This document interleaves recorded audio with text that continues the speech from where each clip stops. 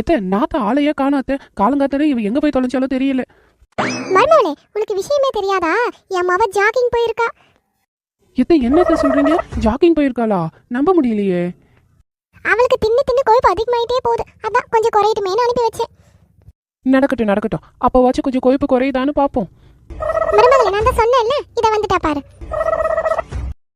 அண்ணி, இன்னைக்கு நான் ஒருத்தங்களுக்கு ஒரு உதவி பண்ணிட்டு வந்திருக்கேன். அண்ணி, நான் ரோட்ல நடந்து வரும்போது ஒரு பொம்பளை அங்க நின்று அழுதுட்டு இருந்தாங்க. என்னன்னு போய் கேட்டேன். 1000 ரூபாவை காணோன்னு சொன்னாங்க. ஐயோ பாவம். ஏம்மா, நான் உடனே என் கையில இருந்த 100 ரூபாவை எடுத்து அவங்க கையில கொடுத்து, அழுகாதீங்கம்மா, பத்திரமா வீடு போய் சேருங்கன்னு அனுப்பி வச்சுட்டு வந்துட்டேன். அது சரி, உனக்கு ஏது 100 ரூபா? அதுவா அண்ணி, நான் ரோட்ல ஜாக்கிங் போகும்போது கீழே 1000 ரூபாய் கிடைச்சது. அந்த 1000 ரூபாயில இருந்து தான் அந்த பொம்பளைக்கு ஒரு 100 ரூபாவை கொடுத்துட்டு வந்தேன். பாத்தீங்களா எவ்வளவு பெரிய மனுஷன்னு.